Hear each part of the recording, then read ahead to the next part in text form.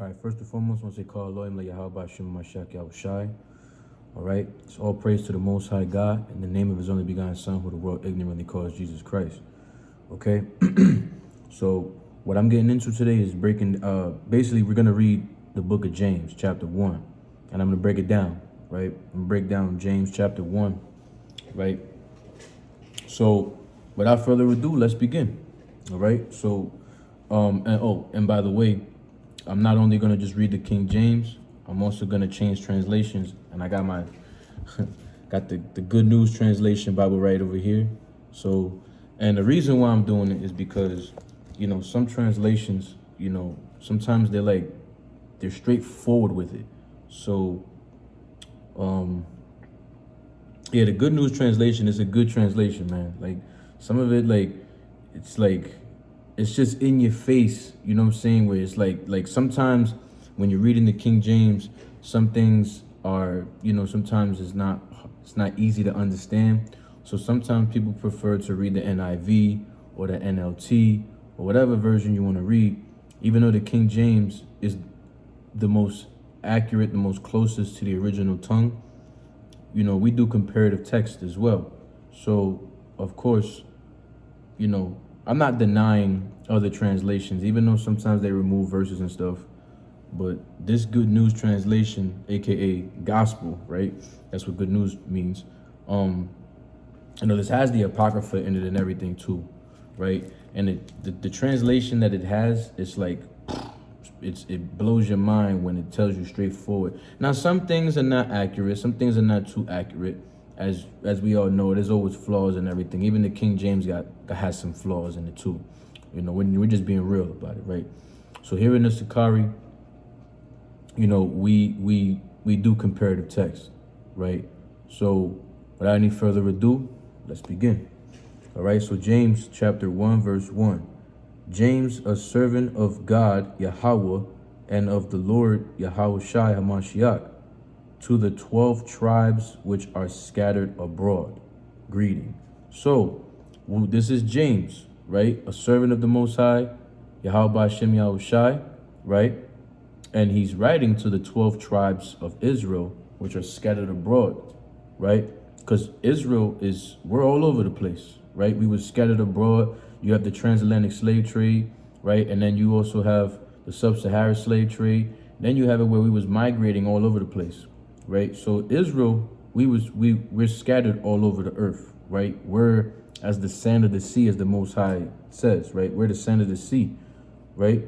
And you can't even count the sand of the sea. It's too much, right? Like the strands of your hair. Every hair you got, the Most High knows how much hair you got, right? But we can't just sit here and count 1, 2, 3, all the hairs. Like, that's almost impossible, right? It's too much. You'll be here till you're dead, till you're old and gray, right? So verse 2, it says, "My brethren, count it all joy when ye fall into diverse temptations." Right? So what is this saying? When you're getting tempted, because remember the scriptures say when you come into this truth, be ready for temptation, right? So it says, "My brethren, count it all joy." So be joyful, right? When you fall into diverse temptation. So even though you're getting tempted, even though you're falling in temptation, you got to keep that joyful spirit alive. You got to make sure that you're in the right mind, in the right mindset, right? So it says, verse 3, "Knowing this, that the trying of your faith worketh patience." So that's one thing we got to do as Israelites. We're supposed to endure and be patient, right? But let patience have a perfect work, that ye may be perfect and entire, wanting nothing. So I'm gonna get the Good News Translation, and I'm gonna show you the translation that it says in this, right? So where was I? Verse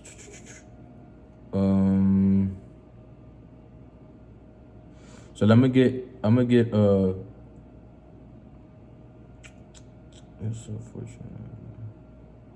I'm gonna read verse 2 again. I'm gonna start from verse 2 and I'm gonna read to verse 4. In the Good News, it says, "My friends, consider yourselves fortunate when all kinds of trials come your way." Right? So be fortunate, right? As right here it says, be joyful, right? So be happy when these things come your way. Because when you're in the truth, life, the Satan is gonna come and try you. You know what I'm saying? Satan's gonna come and he's gonna send all his demons. He's gonna send a lot. So like the Most High is gonna send he's gonna send the demons. You know, he's gonna send evil spirits because it's the Most High that controls all of this. The Most High controls Satan. So Satan's gonna be he's gonna be coming in your ear, whispering in your ear, showing you things. And of course, the Most High is gonna use people, right? Because demons, you know, come in the forms of people as well, right? And these are what you call angels, messengers. Evil. You got the Most High has evil angels and he has good angels. Good angels on his right, bad angels on the left, right? So I'm gonna read it one more time. It says, "My friends, consider yourselves fortunate when all kinds of trials come your way. For you know that when your faith succeeds in facing such trials, the result is the ability to endure." So that's what we're supposed to do. We're supposed to endure, right? And the biggest thing that we're supposed to be doing, because a lot of Christians say that we're saved, and then nobody's saved, man. If that missile comes right now and you die, how the hell are you saved? We're saved from what, right? So you're supposed to endure until the end, like Matthew 24 and 13. Endure unto the end, and then you shall be saved, right? So it says, verse 4, "Make sure that your endurance carries you all the way without failing." So you got to endure this, right? Endure all the way, right? Like I said it, just like I've said in Matthew 24 and 13, you have to keep that endurance alive. Keep enduring to the end, right? And then it says without failing. So although failing is gonna happen, right? But through failure you become successful. And when you get that success, you got to keep that. You got to remain humble and keep that perfection. It's going to tell you, actually, watch this. It says, "So that ye may be perfect," just like Christ said, be perfect. And I'm going to prove that too. It says, so that you may be perfect and complete, lacking nothing, right? So don't lack. You can't be lacking in this truth, Israel, right? So I'm going to get a precept real quick. Let's get Matthew. Let's get Matthew chapter 5, verse 48. In red letters, this is Yahweh speaking. "Be ye therefore perfect, even as your Father which is in heaven is perfect," right? So it's not impossible to be perfect, right? You have to keep that perfection alive, right? What does it mean to be perfect? By walking in all the ways of the commandments of the Most High Yahweh Hashem Yahushai. Right, this is another scripture right here. Let's get it's in the law. Deuteronomy 18, verse 13. "Thou shalt be perfect with Yahweh thy power." So that's a commandment. You're supposed to be perfect, right? So endure and keep that perfection, right? So I'm gonna go to the King James and I'm gonna read verse 5. It says, "If any of you lack wisdom, let him ask of God, that giveth to all men liberally, and upbraideth not, and it shall be given him." Now, when it says all men, we know all doesn't mean all, because James is writing to the 12 tribes of Israel. So let's not lose focus. And he says, "Oh, look, it says all." He's saying all, but he's talking to the 12 tribes of Israel. So he's saying all of you. He's talking about these people, right? Verse 6, "But let him ask in faith, nothing wavering, for he that wavereth is like a wave of the sea driven with the wind and tossed. For let not that man think that he shall receive anything of the Lord." So if you're lacking in wisdom, you got to pray to the Lord for this. Let me get a precept real quick. It's Ecclesiasticus chapter 1, verse 26. "If thou desire wisdom, keep the commandments." So you got to keep the commandments. Pray to the Lord and keep the commandments, right? You have to, and when you pray, I don't know who made this up, but you got to pray. You got to open your palms up, pray to the Lord. Face the east and pray to Yahweh Hashem Yahushai, right? It says, "And the Lord shall give her unto thee," right? Keep the commandments, because the wisdom is, right? As a matter of fact, the next verse is going to actually explain it. Verse 27, "For the fear of Yahweh Hashem Yahushai is wisdom," right? So the fear of the Lord is wisdom and instruction. The commandments, the law, statutes, and commandments is the instruction, the basic information before leaving earth, right? Or, as they say, the acronym of Bible, right? But this is basically instructions. The laws, statutes, and commandments is the instructions, and it's your inheritance. It's your culture. It's what you should be doing as Black, Latinos, Native Indians, right? So it says, "For the fear of the Lord is wisdom and instruction, and faith and meekness are his delight," right? So now watch this. I'm going to get into the good news. I'm going to read verse 5. Verse 5 says, "But if any of you lack wisdom, you should pray to God." So pray to the Most High. Prayer works, man, but you have to be keeping the commandments. Like it says, if you lack wisdom, you got to pray to the Lord, right? So it says, who will give it to you, because God gives generously and graciously to all. So he's going to give it to you, right? Graciously, but you have to be doing what he wants you to do, right? You can't just, you know what I'm saying? You can't just, ask the Most High and then just go, oh, okay, let me get this, and he's just going to give it to you. You got to do something for him too, right? And it says, but when you pray, you must believe and not doubt at all. So when you're praying, don't have that doubt in your mind. You got to, if you're praying for something, that's why Yahweh Shai said, in this manner, pray. Matter of fact, let's get that real quick. This is what Yahweh Shai said, because a lot of times the Most High knows what you need. The Most High knows what you want. This is why Yahweh Shai summed it up with this. Matthew chapter 6, verse 9. After this manner, therefore pray ye, Our Father which art in heaven, hallowed be thy name. Thy kingdom come, thy will be done in earth as it is in heaven. Give us this day our daily bread, and forgive us our debts as we forgive our debtors, and lead us not into temptation, but deliver us from evil. For thine is the kingdom and the power and the glory forever. Amen. Right? So that's that's the Adawan Palah, which is the Lord's Prayer. This is why Yahweh Shai basically, he summed it all up. He said, listen, you pray to the Father, man. But the Father knows what you want, so just do the Lord's Prayer. Abanawa Shabbat Shemayim Kodash Haya Shamka Yahweh Malakut Taba'ara Tazaka Haya Bashamayim Natalanawa Lachom Kayawom Salak Lanawa Kayawat with Noah Kasalak Nawa Kayawat with Noah Wala'at Tabayanawa Banasaya Abala Washai Nawa Mayan Rai Kaya Laka Hamalakwat Waha'ala Wataparath La Iwalumyum Aman. It's very simple. That's how you say it in Hebrew. I might have messed up on one word. I think I messed up one word. But you understand, Israel? This is why we, and prayer does work, especially in Hebrew. And the reason why I did it in Hebrew, let me get that real quick. I'm going to show you something real fast. The reason why I did it in Hebrew is the trusty Apocrypha right here, right? I'm also using my phone for other verses as well. So, you know what I'm saying? Got the little setup right here. So let's get this real fast, Israel.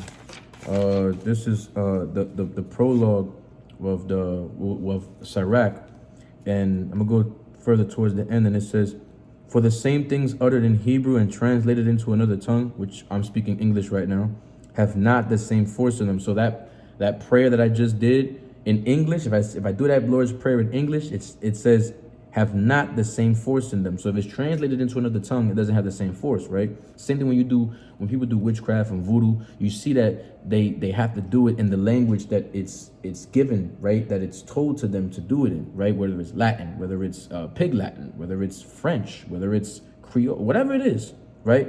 Has to be in that language. It's more power in that original tongue, right? So it says, and not only these things, but the law itself. So even the laws of God, in Hebrew, it's much better. That's why when you read, for example, Deuteronomy 22 and verse 5, when it talks about, people think it's talking about pants, but when you read it in Hebrew, it has nothing to do with pants. But that's another story, okay?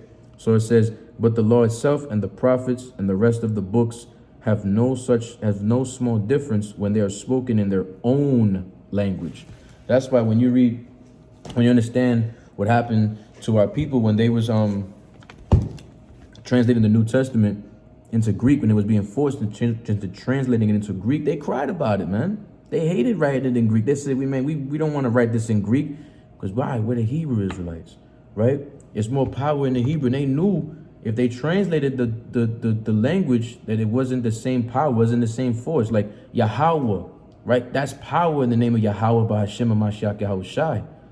But you start saying Yahweh and Jesus, there's no power in those names. Even though you got Christians that be so crazy and talk about, there's power in the name of Jesus. There's power. Ain't no power in no Greek God. Salaki, ain't no power in the Greek God, man.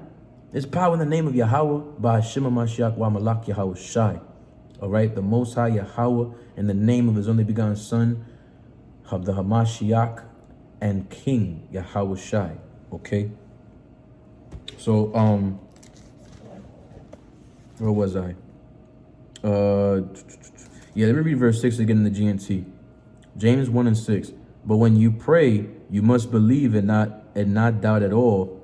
Whoever doubts is like a wave in the sea that is driven and blown about by the wind. If you are like that, unable to make up your mind and undecided in all you do, you must not think that you will receive anything from the Lord, right? Now watch this. So that's talking about being double-minded, right? So this is what it says in the King James. It says, verse 8 says, a double-minded man is unstable in all his ways. Now let's get a precept to this. I'm gonna show you something, right? You gotta have a balance, right? Always have to have a balance. Ecclesiasticus 3:3 is a good one too. Matter of fact, let's get that real quick. Ecclesiasticus 3:3.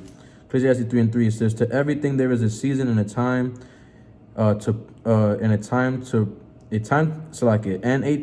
every purpose under the heaven, right? So trying to fight this sleep.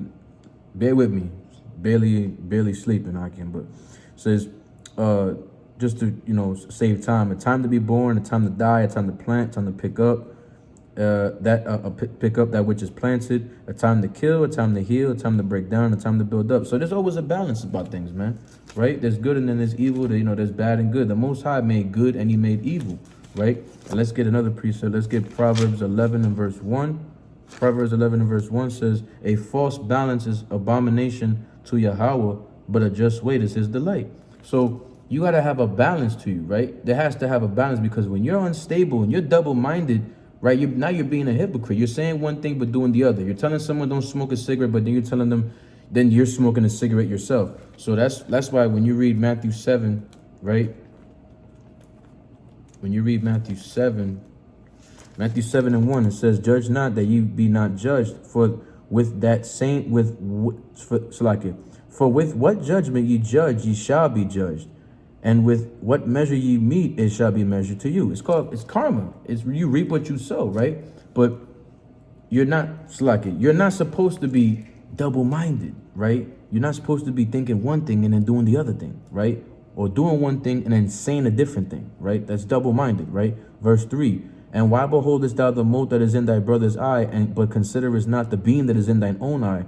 Or how wilt thou say to thy brother, let me pull out the mote out of thine eye, and behold, the beam is in thine own eye, thou hypocrite? Yahweh Shai is calling you a hypocrite when you're being double-minded, right? First cast out the beam out of thine own eye, and then shalt thou see clearly to cast out the mote out of thy brother's eye. So you got to stop being double-minded.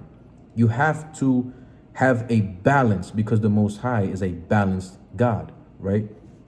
Verse 9, I'm going to go to James 1 and 9.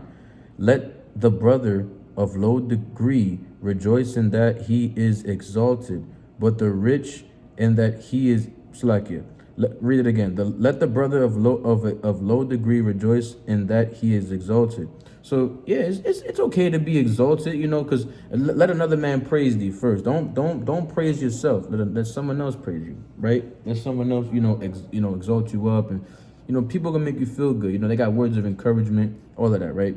So verse 10, but the rich in that he is made low, because as the flower of the grass, he shall pass away, right? So you got a lot of rich folks that out here that they cocky as hell, man. They feel like, oh, I got money, I can do what I want, but the most I could take that money from you just like that, man. So, and just look what happened to MC Hammer, right? That's one example, but need I say more? It says, verse 11, for the sun is no sooner risen with a burning heat, but it watereth the grass, and the flower thereof falleth, and the grace of the fashion of it perisheth. So also shall the rich man fade away in all his ways. Right? Let me see what this says in the Good News. I never saw this in the Good News, actually. Let me see what this says. This is verse 11.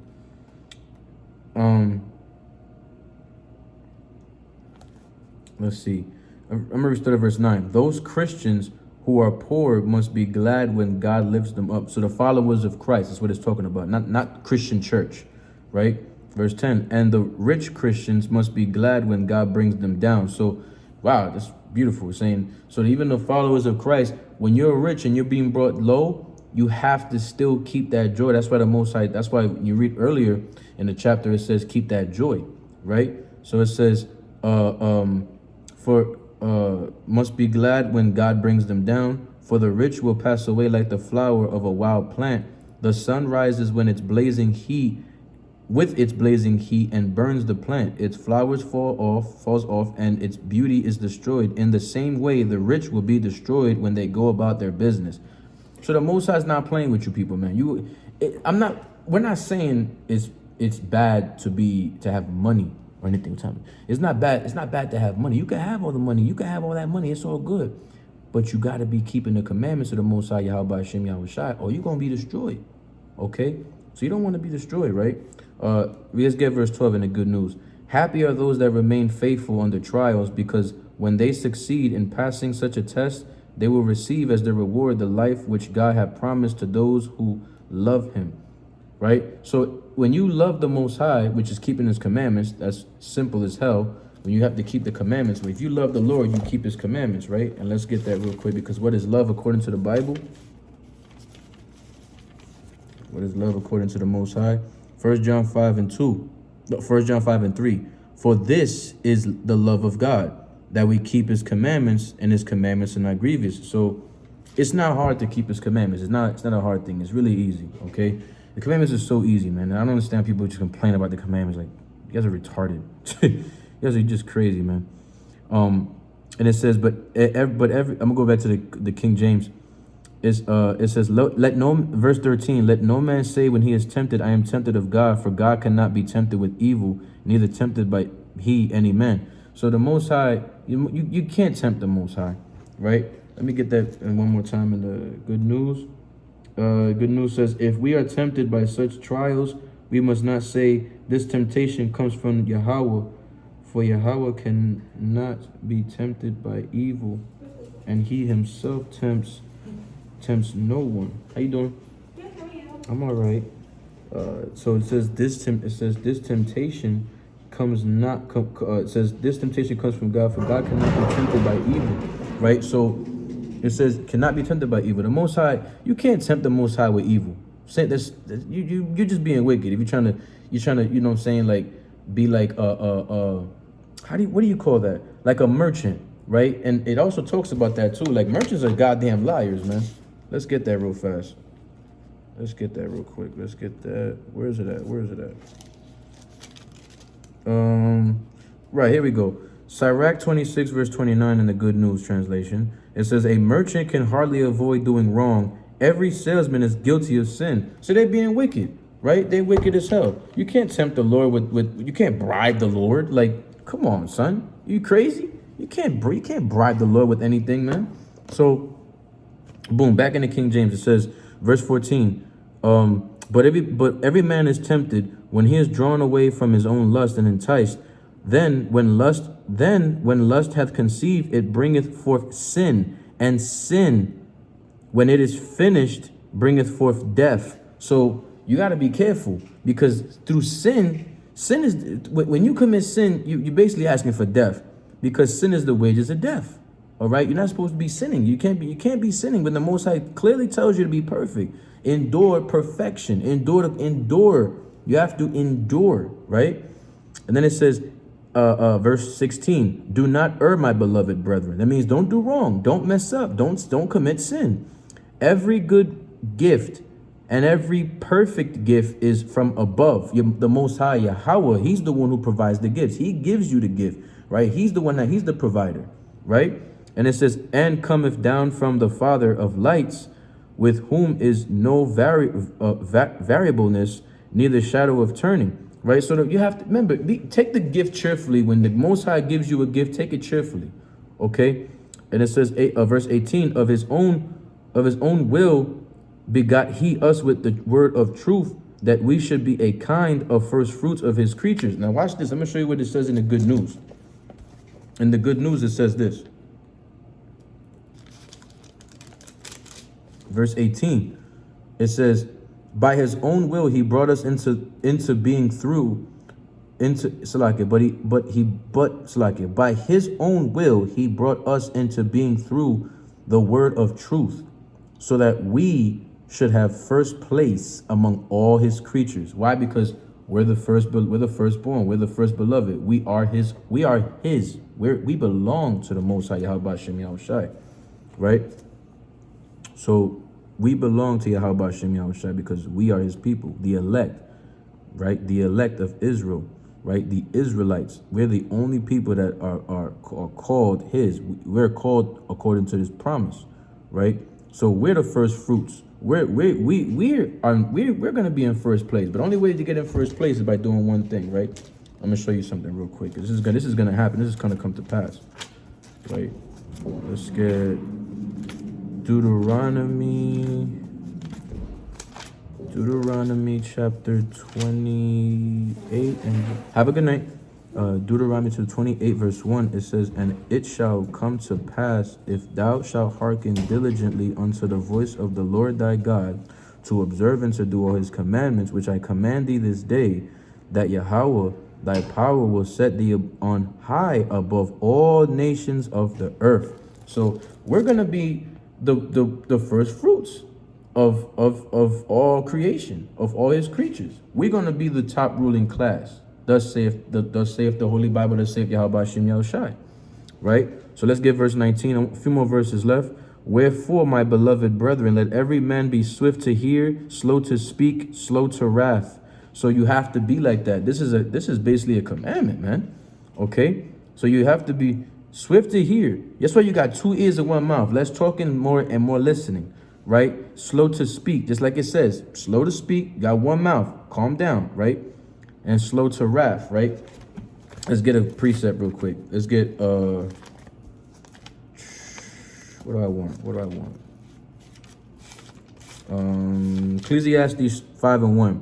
Keep thy foot when thou goest to the house of God, and be more ready to hear than to give the sacrifice of fools, for they consider not that they do evil. Be not rash with thy mouth, and let not thine heart be hasty to utter anything before Yahweh, for Yahweh is in heaven, and thou upon earth. Therefore let thy words be few. In other words, keep your mouth shut. Shut up. Simple as that, right? Let's get another precept. Proverbs 26 and verse 4. Answer not a fool according to his folly, lest thou also be like unto him. Right? So keep your mouth closed, man. Be quiet sometimes. Salakia. But did I really want that verse? Answer not a fool according to his folly. No, that's not what I wanted. Salakia. I don't want that verse. Even though that's not a bad verse anyway, but let me see this real quick.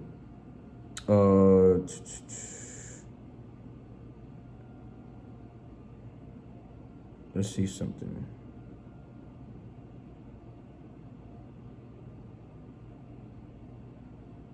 Here we go. SICARII 32 verse 8. Let thy speech be short, comprehending much in few words. Be as one that knoweth, and yet holdeth his tongue. So you got to be quiet. Hold your tongue sometimes, especially when you come into the house of the Lord. Keep your mouth shut. Be quiet. Or put that mask on. You know what I'm saying? Proverbs 10 verse 19. In the multitude of words there wanteth not sin, but he that refraineth his lips is wise. You're wise when you hold your lips. Hold your tongue. Right? Hush your lips and, hold your lips and hush your gums. That's from a song. Proverbs 10 and verse 19. Same verse, I'm reading the New Living Translation. Too much talk leads to sin, but be sensible to keep your mouth shut. Shut up. Simple as that. Be quiet, right? Keep your mouth shut. Act like you don't know nothing, but you know you got an opinion. Like, you know what? It's cool. So, right? So it said, I'm going to read it one more time. Wherefore, my beloved brethren, let every man be swift to hear, slow to speak, slow to wrath, right? You don't want to get caught up in sin, right? Right? So let's get verse 20. For the wrath of man worketh not the righteousness of God. So if you're wrathful, if you know what I'm saying, if you're hateful, if you want to be disgusting to the Most High God, right? If you want to be unrighteous, listen, how can you be unrighteous and be righteous with the Most High? It's impossible, right? So it says, for the wrath of man worketh not the righteousness of the Most High. So you cannot be wrathful, right? I'll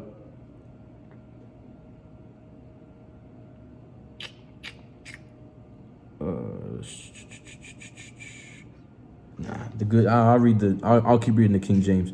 Wherefore lay apart all filthiness and superfluity of naughtiness, and receive with meekness the engrafted word, which is able to save your souls. What is that word? The Holy Scriptures, which is, of course, the law, statutes, and commandments. That's what's going to save you. And not just only that, you got to do your works, because faith without works is dead. Precept, James 2 verse 26, for as the body without the spirit is dead, so faith without works is dead also, right? So you have to be keeping these commandments. Let's get another precept actually. This is Revelation 14 and verse 12. It says, here is the patience of the saints. Here are they that keep the commandments of the Most High Yahweh and the faith of the Hamashiach Yahushai. So simple as that. Faith without works is dead. You have to keep the commandments of the Most High Yahweh Hashem Yahushai, and keep the faith alive, and you know, keep that faith alive, man. Keep that fire burning. Keep that fuel going, right? Keep the commandments of the Most High Yahweh Hashem Yahushai. Keep the laws, statutes, and commandments, right? Keep the faith in the Most High Yahushai. Simple as that. Okay, faith without works is dead. Okay, watch this. In the good news, I actually just saw this. It says this, verse 21. So get rid of every filthy habit and all wicked conduct. Submit to Yahweh and accept the word that he plants in your mind, which is able to save you. And the word that he plants into you, remember how he told, Genesis 1:26 says, he made man in his image. To be made in the image of the Most High is to have them laws, the statutes, and commandments. It's like Sirach 19:19 tells you that the laws, statutes, and commandments is the doctrine of life. That's what's supposed to save you. That's what's going to save you. Okay. Verse 22, be ye doers of the word and not hearers only, deceiving your own selves. Just like we read earlier. You can't just, faith without works. You have to show through your faith. You must, through your faith, it has to be shown by your works, right? So if any be a hearer of the word and not a doer, he is like unto a man beholding his natural face in a glass. So it's like, let's get this translation real quick. Let's see something real quick.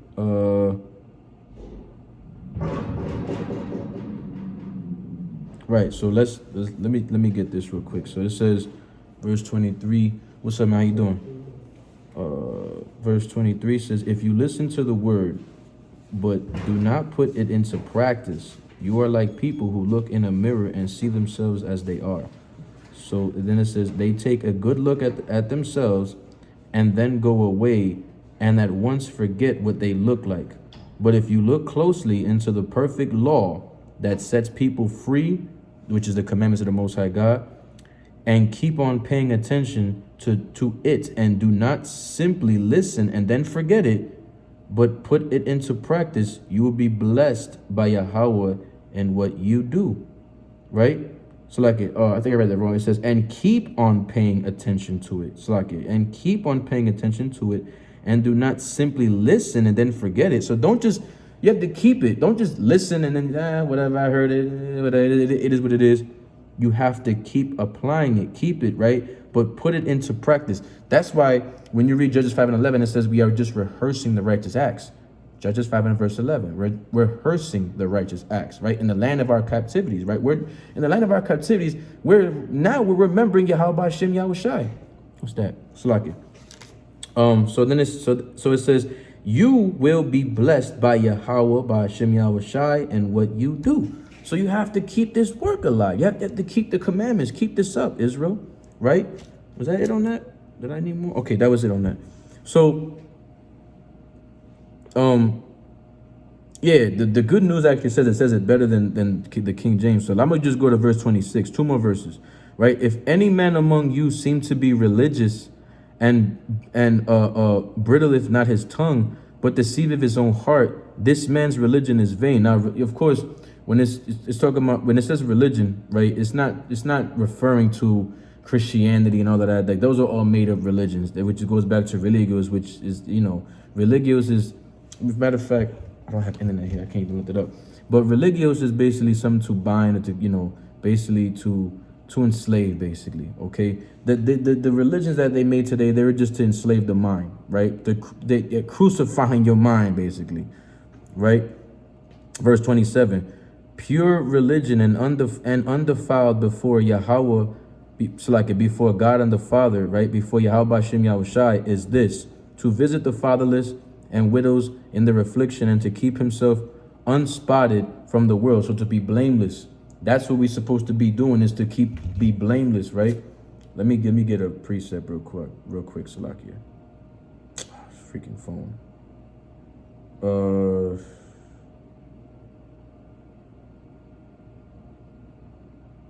Let me see something real quick.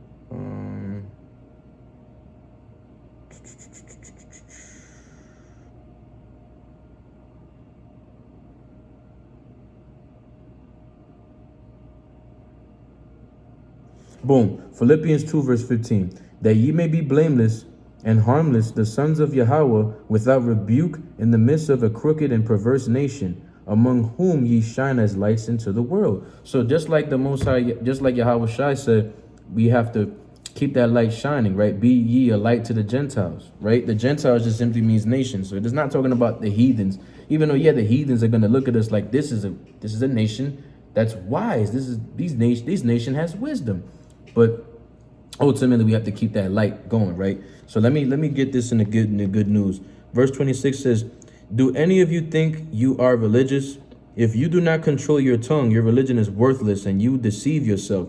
So that religion is basically talking about, like I said, the religion is not talking about the religion of the world. Religion is basically going back to what your forefathers did. And their forefathers was Israelites, so they have to keep in the customs, or the heritage, the culture of Yahweh Hashem Yahushai, which is the laws, statutes, and commandments. And I'm gonna prove that real quick. This is what our religion is. Okay, Sirach 17. Sirach 17 and verse 11.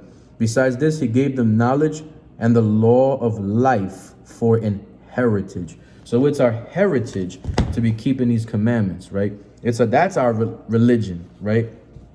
And it says what God the Father, what Yahweh considers to be pure and genuine religion is this. This is the religion that the Most High is basically saying, right?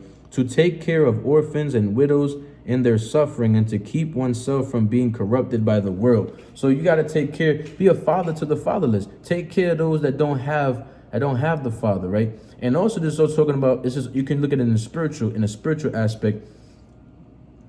Be a light to the Gentiles, as we read earlier, because they don't have Yahweh, right? They've departed from Yahweh. The Israelites today, we've lost our connection with the Most High.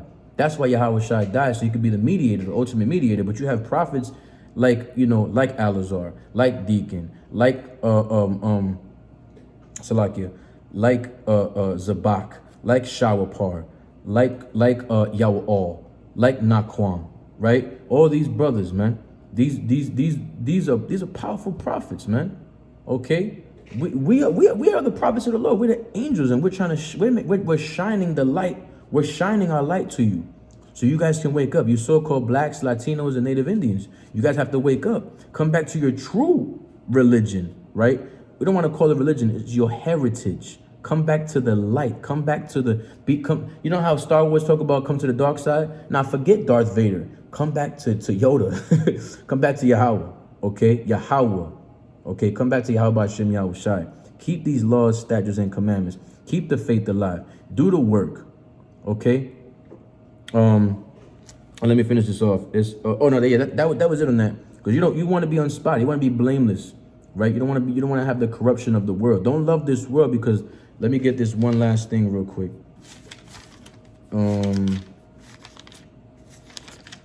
This is 1 John chapter 2 verse 15. Love not the world, neither the things that are in the world. If any man love the world, the love of the Father is not in him. Right? So, yeah, if you love this world, you love this world, the love of the Father is not in you, man. Understand? And you're not blameless if you love this world, because you love in the sin, you love the lust, right? Verse 16. For in all that is in the world, the lust of the flesh loves this, right? And the lust of the eyes and the pride of life. And Most High hates prideful. Most High hates when you're being prideful, right? It's not of the Father, but is of the world. And the world passeth away, and the lust thereof, but he that doeth the will of Yahweh Hashem Yahushai abideth forever. Right? So be ye blameless. Be perfect. Be ye perfect, just like Yahweh Hashem Yahushai said. Be ye perfect. blameless. So yeah, it's good to feed the orphans, feed the poor, right? You got even the little bit of that we have to, help those that don't have it. You understand? So help those that don't have it. Help them bring the people back so that way they can know the Father Yahweh Shem Yahushai. Right? Because time is running out, man. Time is running out, and our salvation is nearer than we believe. Right? It's time to wake up and repent. Keep these laws, these statutes, and the commandments of the Most High Yahweh Shem Mashiach Yahushai. Right? And yeah, man, that's all I got. That's the breakdown of James 1. You know what I'm saying? Really simple. You know what I'm saying? Quick and easy, man. So and yeah, man, yeah, man, keep that faith alive, man. I'm saying, you know what I'm saying? Like, don't lack, you know what I'm saying? Don't go back to the world, man. Leave the world alone. Understand? Leave this world gonna pass away. America's finished. Okay? Babylon's gonna be destroyed. Thus saith the Holy Bible. Thus saith Yahweh Shem Yahushai. Okay, so get out the world, change your mind, come back to the Holy Scriptures, come back to keeping the laws, the statutes, and the commandments of Yahweh Shem Yahushai. Come back. If you're a so-called Black, Hispanic, and Native Indian, you are indeed an Israelite, and you need to wake up and repent. Okay. With that, I give all honor and glory to Yahweh Shem Mashiach Yahushai, and I say Shalom.